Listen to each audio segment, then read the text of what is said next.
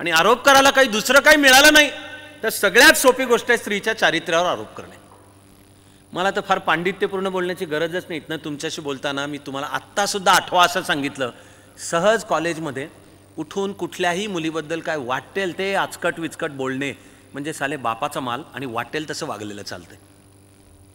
हे मी कॉलेजात होतो तेव्हापासून म्हणजे आजसुद्धा कॉलेज संस्कृतीचा माहिती आहे की एखादी मुलगी उठून पोरांनी खुशाल तिच्याबद्दल वाटेल ते वेडवाकडं बोलत, तुला माहिती आहे का ती अमुकाबरोबर लोणावळ्याला गेली होती, कारण ह्याला ह्याच्याबरोबर आलेली हवी असते, माझ्याबरोबर आली नाही ना, तुम अगर मुझको न चाहो तो कोई बात नहीं, तुम किसी और को चाहोगी तो मुश्किल होगी. मग द्या तिच्याबद्दल उठून वाटेल ते. तेव्हा बदफैलीच आहे असे उलटेच आरोप, पार बलात्कारापर्यंतचं सोसावं लागलं तरी कोर्टांच्या मध्ये सामोरं जाताना तिला एकतर आत्ता धरणी दुभंग होऊन गाडून गेल का आपल्याला धरणी पोटात असं वाटावं, असं तिचं क्वेश्चनिंग क्रॉस क्वेश्चनिंग वकील, आणि आरोप उलटे तिच्यावरच होतात की तूच बदफैली आहेस, तूच त्याला आकर्षित करून घेतलं आणि आता पकडली गेली म्हणून आता तू बलात्काराचे नाटक करतेस किंवा असे तिच्यावरच आरोप. अशातले माणसं सहज बोलताना सुद्धा जगातल्या सगळ्या भाषांमध्ये उल्लेख आहेत. ओल्डेस्ट प्रोफेशन काय? वेश्या व्यवसाय. मला कळायला लागल्यापासून प्रश्न पडलाय की याला कसा काय शब्द पडतो ओल्डेस्ट प्रोफेशन आणि कसा काय झाला हा व्यवसाय? स्त्रीच्या शोषणावरच उभं असलेलं. आणि अरे ती व्यवस्थेची व्हिक्टिम आहे हे करताना दोष तिलाच द्यायचा आहे की पापी तीच आहे. ज्यांना कळलं की पापी ती नाही आहे, पापी व्यवस्था आहे आणि पापी मन आहेत, ते बुद्ध आणि ख्रिस्त बनले. कारण बुद्धाला कळलं की आम्रपाली वेश्या नाही आहे, असेल तर ती तिच्या इच्छेनी ती म्हणजे ती सक्तीने तिच्यावर असलेल्या बंधनांच्या मधने. ही बुद्ध आणि आम्रपालीची कहाणी आहे. त्यावेळच्या भारतवर्षातली सर्वात सुंदर पण वेश्या, पण तिच्या सौंदर्याची ख्याती एवढी पसरलेली की तिचा महाल होते मोठे आणि रात्रीपासून तिच्या दारात असे रांगेत उभे राहायचे राजे रजवाडे राजपुत्र सगळे. आणि तिची पद्धत म्हणजे ती सकाळ उजाडली की पहिल्या मजल्यावरच्या सौध म्हणजे बाल्कनीत यायची, समोर लागलेली रांग पाहायची, तिची माणसं तिला येऊन डेटा पण सादर करायची आणि त्या सगळ्यांच्या मधनं ती कोणातरी एकाला निवडायची, त्याच्याबरोबर उरलेला दिवस आणि रात्र. तिच्या गावात बुद्ध आला. तिला नाही म्हणलं तरी आपल्या सौंदर्याचा मद आहे, तेव्हा हा असेल बुद्ध पण हे स्त्री समोर काही टिकत नाही दुसरं. पण बुद्धाला काही नाही, तो तथागत, तो सत्याच्या टोकापर्यंत पोचलेला आहे. ती आम्रपाली बुद्धाला शरण जाते, ती वर्णन करणं चालू करते, मी पापिणी आहे, दुराचारिणी आहे. बुद्ध सांगतोय तू नाही आहेस पापिणी आणि दुराचारिणी. ती आपली संत परंपरेतली कान्होपात्रा सुद्धा आहे आणि ती बायबलमधली मेरी मॅग्दलिन सुद्धा आहे की जीसस ख्राइस्ट जेरुसलेमच्या चौकामध्ये फिरतोय आणि त्याला एकीकडनं आरडाओरडा ऐकू आला, तो जातो त्या दिशेने. काय आहे तर त्याला दिसतंय की मध्यभागी असं अंगाचं मुटकुळं करून कोणती तरी स्त्री बसली आहे आणि लोक तिला दगडं मारण्याच्या, दगड स्टोनिंग नावाची शिक्षा की दगडाने ठेचून मारणे. पण जीसस हात उचलून सांगतो की थांबा जरा, आणि सगळे तर ते थांबतात कारण ती सात्विकतेची, ती आध्यात्मिक शक्तीची पुण्याई आहे. गर्दी थांबते. जीसस विचारतो हे तुमचं काय चाललंय? कोणतरी सांगणारा सांगतो की ती पापिणी आहे म्हणून तिला दगडाने ठेचून मारण्याची शिक्षा आहे. तर जीसस सांगतो की मान्य आहे, मग जे कोणी पाप ज्यांनी केली नसतील, ज्यांना मनात सुद्धा कधी पाप आली नसतील, ते उचला हात. बायबलमधली कहाणी आपल्याला सांगते की ते हात उचलत नाहीत. ते बोले तैसा चालेची ताकद आहे. पण अन्यथा स्त्रीचंच शोषण आणि समाजव्यवस्थेत तिला पडून गेलेलं नाव ओल्डेस्ट प्रोफेशन. माणसाच्या माणूसपणाचं मूलभूत वैशिष्ट्य आहे की वेळेत संधी मिळाली तरच गुणवत्ता बहरते. जर वेळेत संधी मिळाली नाही तर असलेली गुणवत्ता पण विस्फोट होतो तिचा. ते सूत्र स्त्रीला सुद्धा लागू आहे की शतकानुशतक नवे नवे बहुधा हजारभरांच्या वर्षांच्या भाषेत जर सतत स्त्रीला सांगितलं जाणार असेल की तुला काय अक्कल नाहीये, गप तू शहाणपणा नको करू आणि तू घर सांभाळायचं फक्त आणि तुझं काम चूल आणि मुलं आहेत, हां, हळूहळू ती पण विसरतेच की आपल्यामध्ये असं काही आत्मविश्वास आहे, आपल्याला असं काही येतं. एक गौरी देशपांडेंची अप्रतिम कथा आहे आणि ह्या गौरी देशपांडे ह्या केवळ मराठी नव्हे, जागतिक साहित्यामधल्या ऑल टाईम ग्रेट अशा स्त्रीवादी लेखिका आहेत. त्यांची माझ्या मते सर्वात उत्तम कथा, दीर्घ कथा आहे ती, एक एक पान गळावया, की त्यामध्ये एका मध्यमवयीन उतार वयाला लागलेल्या स्त्रीचा पती जातो. तिचं वय असं काय की आता तिची मुलं बाळ पण कामाला लागलेली आहेत आपापल्या. अचानक सगळं आयुष्य तिच्यावर चाल करून येतं. कारण आजपर्यंत घर, कुटुंब, पती केलं ते मुलांनी सुद्धा केलं, ह्या सगळ्या संरक्षित कोशाच्या आड ती फार तर घर सांभाळत होती. आता एकदम बाहेर जाऊन कामं करायची आहेत, अमुक इलेक्ट्रिकचं बिल द्यायचं आहे, लायसन्स रिन्यू करायचं आहे, बँकेमधले अमुक, तिला आजपर्यंत पत्ताच नाही आयुष्याची मधली सगळी वर्ष आहेत. तो तिचा संघर्ष आहे. तो गौरी देशपांडे यांनी कथेत अप्रतिम मांडलाय. ह्याच्यावर पुढे चित्रपट पण झाला, स्वयं नाव आहे त्या चित्रपटाचं. असं एक्स्ट्रापोलेट, असं कल्पना करा की जर शतकानुशतकन हजार वर्षभर स्त्रीला सांगितलं गेलं चेचत चेचत चेचत की तुझं तेवढं, तिला कळणार आहे कसे विषय बाकीचे. विज्ञानाच्या क्षेत्रात सुद्धा मेरी क्युरी किंवा ही डबल हेलिक्स मूळ जिनी शोधला रोझलिन फ्रँकलिन, किंवा फिजिक्स मधलं अद्ययावत संशोधन जिनी मांडलं लीज माइटनर, फिजिक्स मधलं एकदम अद्ययावत, ज्याच्यातनं ब्लॅक होलची संकल्पना आणि पुढे शोध लागला आणि ती वाटचाल स्ट्रिंग थिअरीकडे जाते, लीज माइटनर. तर जणू अरे ते स्त्रियांचं जगच नाहीये आणि त्यांना असा डबल ट्रिपल असा संघर्ष करत त्याच्यात उभं राहावं लागतं की हे तुमच्या करताचं विश्वच नाहीये. पण अमेरिकेच्या वाटचालीमध्ये कोळसा खाणींमध्ये काम करणारे, तर घरची गरज म्हणून एक तरुण स्त्री कोळसाच्या खाणीमध्ये कामाला सुरुवात करते. तिच्या वाट्याला येणारी भयंकर अवहेलना ही सत्यकथा आहे. तिचं लहानपणी पण लैंगिक शोषण झालंय. शाळेत असताना शिक्षकांनी वर्गात तिच्यावर बलात्कार केलेला आहे. पुढे त्यातून मूल जन्माला आलंय आणि ती समाजाशी टक्कर घेत सिंगल मदर एकटी त्या मुलाला वाढवायचा प्रयत्न करते. आणि पोटापाण्याला काही पाहिजे ना, पडेल ते काम जे मिळेल ते केलं पाहिजे, तर ती कोळशाच्या खाणीत काम करते.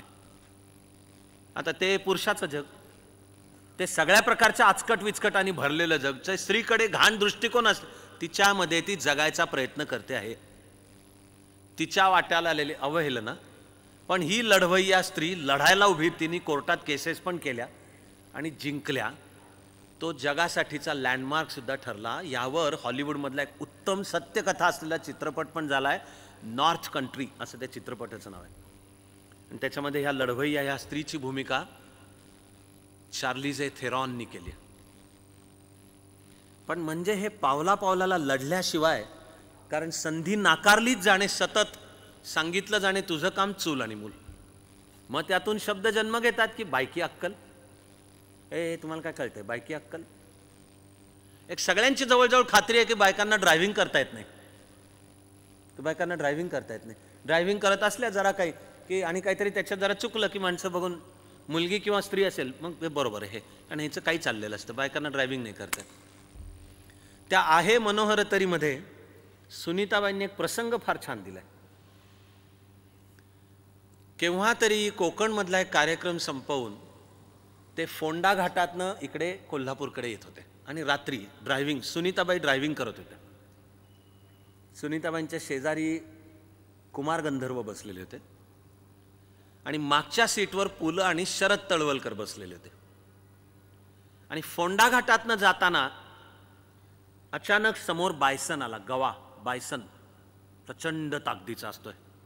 त्याला तो दिव्याचा प्रकाश सहन नाही होत. त्याला कोणी आपल्यावर अटॅक करतोय असं वाटलं आणि त्यांनी तो धावत येऊन त्यांनी दिली धडक, अख्खी कार उलटून दरीमध्ये पडेल. सुनीताबाईंनी लिहिलंय, प्रसंग लिहिलाय की व्हीलवर मी होते, चालवत होत्या, त्यामुळे नॉर्मल सुद्धा त्यांच्यावर टेन्शन, ते लिहिलंय वर्णन त्यांनी की माझ्यावर आधीच टेन्शन की हे स्त्रिया, त्यांना काही येत नाही, त्यातून ड्रायव्हिंग, त्यातून आत्ता जर काही वेडवाकडं घडलं. इकडे महाराष्ट्राचे 3 हिरे बसलेत, खरे बसलेत 4, चारही हिरेच आहेत. पण सुनीताबाई लिहिताना म्हणतात की महाराष्ट्राचे 3 हिरे, उद्या गाडीला काही झालं, अपघात काही झाला, सगळा दोष माझ्यावरच येईल, अशा टेन्शनमध्ये आधीच मी गाडी चालवत होते.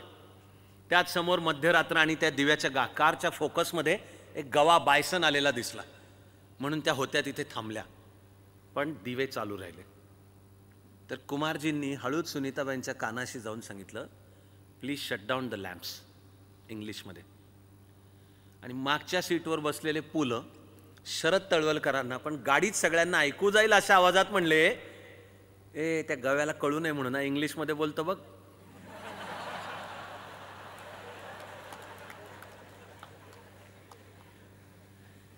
आणि सुनीताबाई सगळा प्रसंग सांगून त्यांची होणारी चिडचिड सांगतायत. चिडचिड, ह्याला जोक सुचतोय, मी बसले व्हीलवर आणि जर काही झालं वेडवाकडं तर सगळा दोष जोणी मी माझ्या निमित्ताने सगळ्या स्त्री जातीला दिला जाणार आहे. आपण मित्र लक्षात ठेवूयात की विनोद बुद्धी सुद्धा पॉवर रिलेशनशिप आहे. विनोद बुद्धी ही पॉवर रिलेशनशिप आहे. ज्याचा अपर हँड आहे तो जोक करतो, आपण उरलेले हसतो. ऑफिसमध्ये साहेबाच्या जोकला हसायचं असतं, तासाला ऑफकोर्स माझ्या जोकला हसायचं असतं. पण समाजातल्या स्त्री पुरुष नात्यामध्ये सुद्धा समजा कॉमेडी ॲक्ट्रेसेस किंवा त्यांच्याकडे पश्चिमेमध्ये स्टँडअप कॉमेडी असते, म्हणजे एकच व्यक्ती आणि त्याचे छान काहीतरी विनोदी किती दिसतील. परवापर्यंत दिसायचे नाहीत जवळजवळ सगळे पुरुष, आता थोडे थोडे कदाचित दिसायला लागलेत. तरी भारतामध्ये बेसिकली स्त्रीचा रोल आणि ती छान कॉमेडी ॲक्ट्रेस आहे. कारण विनोदाला आधी समाजव्यवस्थेतलं स्थान, हे नातं हे विसरू नको आहेत आपण. हे विनोदबुद्धीचं सुद्धा सामाजिक विश्लेषण आहे. हे जे ॲनाटॉमी इज डेस्टिनी हे फार क्रूर वाक्य आहे. हे येऊन बसतं स्त्रीच्या वाट्याला. ॲनाटॉमी इज डेस्टिनी, की बाई ग जे शरीर घेऊन जन्माला आलीस ते तुझं सगळं ठरवणार आहे, त्याच्यावरच सगळं तुझं ठरणार आहे. म्हणून ह्या ज्या स्त्रीवादी अनेक विचारवंत स्त्रिया ह्यांनी मांडलेलं हे वाक्य आहे, woman is not born, society makes her. Woman स्त्री असणं ह्याचा लिंगाशी संबंध नाही केवळ, सगळ्या प्रकारचे दबाव तू तुझं स्थान सांभाळून राहा या सगळ्यामधनं येतं. आणि त्यामुळे स्त्रीवाद आणि तिच्या मुक्तीची चळवळ ही राजकीय रूप पण धारण करते. पर्सनल बिकम्स पॉलिटिकल हे वाक्य यस. अन्यथा हे जे सगळे अत्यंत संवेदनशील सुद्धा असलेले समाजात वावरतानाचे विषय आहेत, हे खरं म्हणजे हे पर्सनल आहेत, पण दे बिकम पॉलिटिकल. ती जगातली फेमिनिस्ट चळवळ, तिचे भारतावरचा ठसा आणि आता आपले असलेले राज्यघटना आणि कायद्यांचे मधले बदल करत करत जगही आज या उंबरठ्यावर आहे की स्त्रीचं समान स्थान कुणीच नाकारत नाही, नाकारू शकत नाही. निदान तो देखावा असेल पण नाकारू शकत नाही. समाज व्यवस्थेमध्ये एकूण बेस जर आर्थिक असेल 7 अष्टमांश, तर वर दिसणारं थोडंसं टोक 1 अष्टमांश हिमनगाचं असतंय राजकीय घडामोडी, पण ते टोक असतं म्हणून महत्त्वाचं आहे. तर आपल्याला आता जगभर दिसेल trend rise of woman power. स्त्रियांचं राजकारणातलं स्थान ते आपल्याला मग वाढत चाललेलं दिसेल. अर्थातच संपूर्ण आधुनिक जगामध्ये देशाची प्रमुख म्हणजे पंतप्रधान, ती पण लोकशाही मार्गाने आलेली. ही पहिली श्रीलंकेच्या सिरिमाओ बंदारनायके या आधुनिक जगामधल्या पहिल्या महिला पंतप्रधान आहेत. मग आपल्या इंदिराजी सुद्धा आहेत, त्या भले होताना झाल्या नेहरूंची कन्या म्हणून. पुढे त्यांनी त्यांचं जे काही कर्तृत्व दाखवलं त्याच्यावर पुढची निवडणूक निवडून तरी येणार किंवा हारणार तरी. आता तो ट्रेंड जगभरचा आहे. आणि आपल्याला लायबेरिया देश, त्याच्या अध्यक्ष, त्यांना नोबेल पुरस्कार सुद्धा आहे, मिसेस जॉन्सन. त्यांनी लायबेरियाचा आधी हुकुमशहा, तो लष्करी अधिकारी होता फ्रेडरिक टेलर, तो भयंकर अत्याचारी पण होता, तो लष्करी प्रमुख. त्यांनी त्याची राजकीय सत्ता न मांडणाऱ्यांच्या कत्तली पण केल्या आहेत. त्याच्याविरुद्ध पाय रोवून उभ्या राहिल्या ह्या मिसेस जॉन्सन आणि जिंकल्या. आणि लायबेरियामध्ये लोकशाही स्थापन झाली. ती अध्यक्ष लोकशाही आणि मग निवडणुका झाल्या आणि निवडणूक मिसेस जॉन्सन जिंकल्या, त्यांना नोबेल पुरस्कार आहे. इस्लाममध्ये स्त्रीबद्दल अनेक समस्या आहेत अजूनही. अशा येमेन देशामध्ये आधी लोकशाहीचं आंदोलन उभं केलं ह्या तवक्कुल कारमान नाव त्यांचं. त्यांना लोकशाही, येमेनमधल्या लोकशाहीच्या स्थापनेच्या प्रयत्नाकरता पारितोषिक आहे. मग ब्राझीलच्या प्रमुख बनतात Dilma Rousseff, Germany Angela Merkel, Britain आधी मार्गारेट थॅचर पण होऊन गेले आणि आता थेरेसा मे. तिकडे चिले देशाच्या मिसेस मॅशेले जॉन्सन बेन्सन, मिसेस मॅशेले. म्हणजे देशादेशांच्या मध्ये स्त्रीकडे अधिकार येऊ शकतो आणि ती सर्वोच्च प्रमुख होऊ शकते. दुर्दैवाची गोष्ट म्हणजे या मुद्द्याच्या आधारे दुर्दैवाची की त्याची आत्ता हिलरी क्लिंटन होऊ शकल्या असत्या, पण उंबरठ्यापर्यंत येऊन त्यांना परत जावं लागलं. आता अमेरिकेसारख्या देशाला केव्हा पहिली महिला अध्यक्ष मिळायची कोणीच सांगू नाही शकत. पण आत्ता आहे ती उलट सामाजिक वाटचाल, जिला कदाचित उलट म्हणता येईल. कारण अमेरिकेच्या राजकारणातला हा उजवा गट म्हणजे रिपब्लिकन पक्ष, आता त्याचा अध्यक्ष ट्रम्प, याला काय ही सगळी स्त्री चळवळ आणि ती ज्या रस्त्यावर नाही तिचे काही मंजूरच नाहीत. अमेरिकेच्या राजकारणात सुद्धा बनून बसलेला मध्यवर्ती मुद्दा एक म्हणजे महिलेचे ॲबॉर्शनचे अधिकार पाशी तो मुद्दा येऊन भिडतो. आणि दुसरा तिकडे समलैंगिक संबंधांना मान्यता आहे, कायद्यांची पण मान्यता आहे. ते मुद्दे इथे आपल्या देशात पण चालू आहेत. तर समलैंगिक लग्नाला सुद्धा की सगळे लीगल कायदेशीर सुद्धा अधिकार येतील. रिपब्लिकन पक्ष ह्या दोन्हीच्या अर्थातच विरुद्ध आहे. 70च्या दशकामध्ये अमेरिकेच्या सुप्रीम कोर्टाने एक रो व्हर्सेस वेड नावाची केस आहे, तिच्यात दिलेला निकाल आहे. तो स्त्रीला तिच्या शरीरावर तिचा हक्क आहे, तेव्हा प्रेग्नन्सी गर्भावस्था तिला हवी का नको ठरवायचा अधिकार तिला आहे. आणि काही कारणांनी जर ती गर्भवती राहिली तर बाळाला जन्म द्यायचा का नाही द्यायचा हा पण अधिकार तिचा आहे. ते जर जन्म नको असेल तर ॲबॉर्शन करण्याचा पण अधिकार तिचा आहे. असा हा रो व्हर्सेस वेड या केसमधला संपूर्ण अमेरिकेचा सुप्रीम कोर्ट, तो अमेरिकेतला प्रचंड वादाचा विषय आहे. त्याच्यामध्ये महिलेला ॲबॉर्शनचे अधिकार पाहिजेत हा डावा गट आहे, तो डेमोक्रॅटिक पक्षाचा पाठिंबा आहे, त्याला नाव आहे प्रो चॉईस आहे. आणि या उलट ख्रिश्चॅनिटीमधूनच ही संकल्पना जन्माला येते की जन्माला येणारा प्रत्येक जीव ईश्वर देतोय, तो पवित्रच आहे, तो कसा जन्माला येतो याचा संबंध नाही.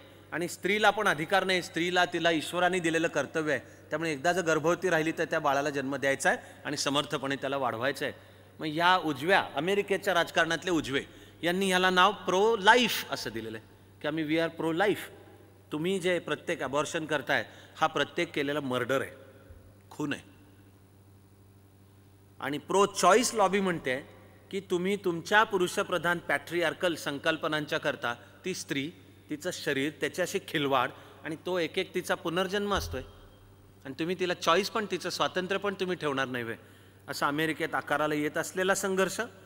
आणि आत्ताच्या वातावरणापायी अनेकांना असं वाटणं चालू झालंय की डोनाल्ड ट्रम्पला लवकरच सुप्रीम कोर्टाचे 3 जजेस नेमण्याचा अधिकार मिळणार आहे. अमेरिकेचा सुप्रीम कोर्ट देशाचा संपूर्ण 9 सदस्य असतात. 3 जर त्याला नेमता आले तो एक निवृत्त होतो. ती नियुक्ती राष्ट्राध्यक्ष करतो, तिला सेनेट कमिटी आणि काँग्रेशनल हिअरिंग नंतर मान्यता असावी लागते. पण केली नियुक्ती की आयुष्यभरासाठी असते. अमेरिकेच्या सुप्रीम कोर्टवरच्या न्यायाधीशांना निवृत्तीचं वयच नाही, ती आजन्म आहे. तो न्यायाधीश जर म्हणाला स्वतःच्या इच्छेने की आता माझं वय झालंय, मला विषय समजत नाही आहेत, समजा त्या न्यायाधीशालाच डिमेन्शिया किंवा असा कुठला तरी मेंदूचा विकार आला आणि ते त्यांनी मान्य केलं तरच तो पाय उतार होतो, मग एक जागा रिकामी होते. पण ते जे गणित आहे ते माहिती की नवातल्या येत्या काही काळात 3 जागा होणार आहेत रिकाम्या, ते नेमायचे अधिकार ट्रम्पला मिळणार आहेत. ट्रम्प मग उजवे रिपब्लिकन अनुकूलता असलेले नेमणार, मग नवातले 5 होणार रिपब्लिकन विचाराचे आणि मग त्यांचं गणित आहे की रो व्हर्सेस वेड केसमधला हे निकाल उलटवून टाकायचा आहे. तेव्हा स्त्रीवादी चळवळ म्हणते की हे घड्याळाचे काटे उलटे फिरवण्याचे पण उद्योग चालू आहेत.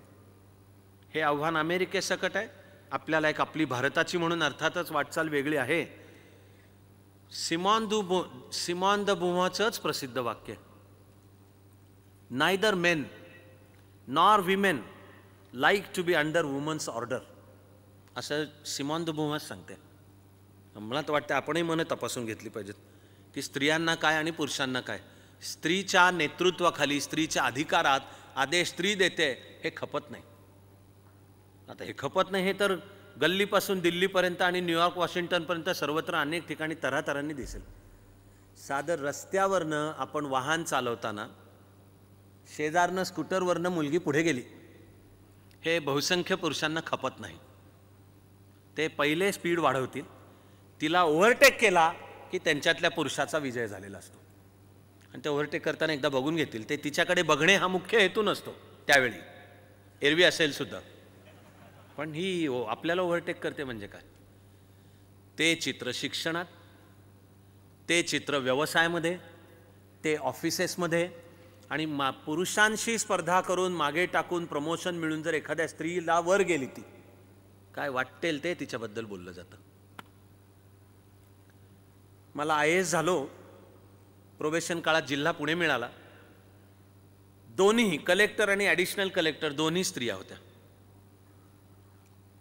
मला काय माझ्यातल्या पुरुषाला त्याच्यात काही कमीपणा वाटलेला नाही आहे. असा ज्याला कमीपणा वाटेल त्याचा आत्मविश्वास आणि त्याच्यातला पुरुषच उलट दुबळा आहे असा त्याचा अर्थ आहे की तुला, मला काही नाही, मला उलट शिकायची आपल्याला मोठी संधी आहे. तर त्या कलेक्टर होत्या झुत्शी मॅडम, चित्कला झुत्शी मॅडम, 71 सालच्या IAS. ते एक दिवशी ऑफिसात बसलो होतो, त्यांच्या हाताखाली शिक्षण घेणार म्हणून माझं काम असं कलेक्टरच्या टेबलच्या उजव्या हाताला बसायचं. आधी शिपायाने चिठ्ठी दिली की अमुक अमुक आमदार भेटू इच्छितात. तर प्रशासनातला हा संकेत आहे की लोकप्रतिनिधींना शक्य असल्यास पहिली संधी द्यायचीच आहे. तर झुत्शी मॅडमनी सांगितलं बोलवा त्यांना. ते आमदार आले आणि समोर आहेत त्या कलेक्टर महिला आहेत म्हणून हे उभे राहूनच त्यांच्याशी बोलत होते. तर त्यांना एक आमदारांनी असा अर्ज ठेवला समोर. ते आमदार आतमध्ये यायच्यात, वरच्या मजल्यावरनं, वरचा मजला म्हणजे ॲडिशनल कलेक्टर, जिथे मी पण नंतर बसलोच आणि तो एक पुढे किस्सा येणारच आहे आता काही मिनिटात. ते ॲडिशनल कलेक्टर त्यावेळी स्त्रीच होती. त्यांचा कलेक्टरला आधीच इंटरकॉमवर फोन आला होता की हे अशा अशा आमदार भेटणार आहेत, त्यांच्या एका बेकायदेशीर बिल्डिंग तोडून टाकण्याचा मी ऑर्डर दिलेला आहे, आदेश दिलेला आहे, आणि ते मला भेटून सांगतात तेवढा आदेश मागे घ्या. तर मी काय घेतलेला नाही म्हणून ते तुमच्याकडे येणार आहेत असं ॲडिशनल कलेक्टरनी या कलेक्टर झुत्शी मॅडमना आधीच सांगून ठेवलं होतं. हे त्यांना फोन आला, ते बोलणं झालं, तोवर शिपायांनी चिठ्ठी दिली की हे आमदार भेटू इच्छितात. त्या झुत्शी मॅडमनी सांगितलं बोलो. ते आले. झुत्शी मॅडमने अशी खुर्ची मागे सरकवली आणि बसल्या शांत. बरं, त्या महिला आहेत म्हणून हे आमदारसुद्धा येऊन बसले नाहीत, हे निश्चित आहे. पुरुष असते तर आत ओरडाआरडा करतच शिरले असते ते. ओ समजतं काय स्वतःला, आणि गडचिरोली कधी पण मी पाठवीन. पण जरा नाही म्हणलं तरी त्यांच्यामध्ये तो कदाचित मेल शॉव्हिनिझममुळेच असेल, पण स्त्री दाक्षिण्याचा एक मेल शॉव्हिनिस्टिक अवतार म्हणून असेल कदाचित. पण जरा असं सौजन्याने ते उभेच राहिले. झुत्शी मॅडमनी त्यांना बसा सांगितलं पण नाही, त्यांनी असा एक अर्ज ठेवला असा फक्त. तर झुत्शी मॅडमने असा एकदा असं बघितला आणि ते पहिलं वाक्य बोलतात अजून की मॅडम ते बिल्डिंग पाडण्याचं असं ॲडिशनल कलेक्टर मॅडमने आदेश दिला. एकदाच झुत्शी मॅडमच्या पुढे सरकल्या आणि त्यांनी कागद फक्त असा मागे सरकवला आणि पुन्हा मागे सरकून बसल्या स्वस्थ. तो आमदार पुढे 20 मिनिटं बोलत होता अखंड, आणि ह्यांच्या चेहऱ्यावरची एक रेष हलली नाही. जशा बसल्या होत्या अशाच. हा आमदार 20 मिनिटं उभा, त्याला बसा पण म्हटलेलं नाही. आणि मग त्याचे बहुधा सगळे शब्द संपले. तो म्हणला की मग मॅडम तुम्ही सांगाल ना की बिल्डिंग पाडू नका. ह्याचं सगळं संपलं. हा म्हणतोय की मॅडम मग तुम्ही सांगाल ना बिल्डिंग पाडू नका. झुत्शी मॅडमच्या चेहऱ्यावरची एक रेष बदलली नाही, जसा चेहरा होता तसाच ठेवून म्हणाल्या मी तुम्हाला आधीच सांगितलंय मी काय करणार नाही म्हणून.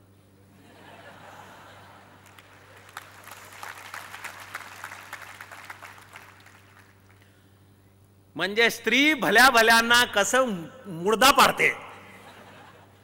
त्याला बोलावं लागत नाही, आवाज चढवावा लागत नाही, असे फक्त मागे सरकले. काय बोल तुमचे बोलायचे ते बोला. इंदिराजींना भेटणाऱ्या अनेकांनी सांगितलंय की ते असं पेपरवेट खेळत असायचं.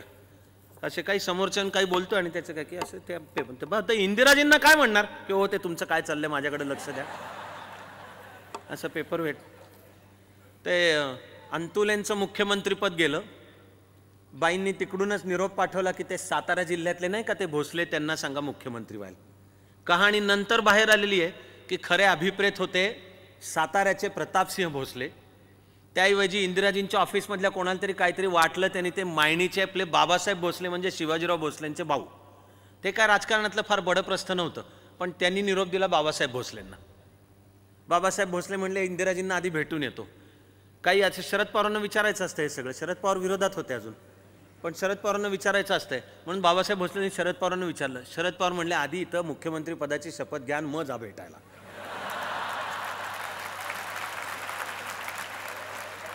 बाबासाहेब भोसलेंनी ती मुख्यमंत्री पदाची शपथ घेतली आणि इंदिराजींना भेटायला गेले. दिल्लीमध्ये महाराष्ट्राच्या मुख्यमंत्र्याला 3 दिवस ताटकळवत ठेवलं होतं की वेळच नाही. आणि भेटले तेव्हा सुद्धा बाबासाहेब भोसले अशा उभे राहून, मॅडम मी बाबासाहेब भोसले, मॅडम पेपरवेटशी खेळतात असे महाराष्ट्राचा मुख्यमंत्री. म्हणजे एक अक्षर न बोलता कसं किल करायचं आहे हे तुम्ही पार या राजकारणापर्यंत जाण्याची गरज नाही आहे. कदाचित कॉलेजच्या लेवलला कुठेतरी काहीतरी पाहत असाल, पोरांना वाटतं आपण लय शाणे लागून गेलो, काही मुलींच्याबद्दल वेडवाकडं बोलत असतात. त्या अंतरावर असलेल्या मुली फक्त असं एकमेकाकडे एकदा बघतात, त्याच्याकडे एकदा बघतात, करत कसं टाळ्या मारतात एकमेकाच्या हातात की ते मेलं पोरगं ते. पण आता काय त्याला धड बोलता पण येणार नाही, तक्रार पण करता येणार नाही. म्हणजे दवा खिलवली तुझी की बेटा गुरुची विद्या गुरुला तुलाच देवली. तर मला हा प्रसंग घडताना फुल्ली माहिती होतं की या आमदाराची भयंकर चिडचिड होणार आहे, म्हणून मी ते संपलं बोलणं. झुच्ची मॅडमनी सांगितलं की मी काय मध्ये पडणार नाही आहे, हे बाहेर पडले.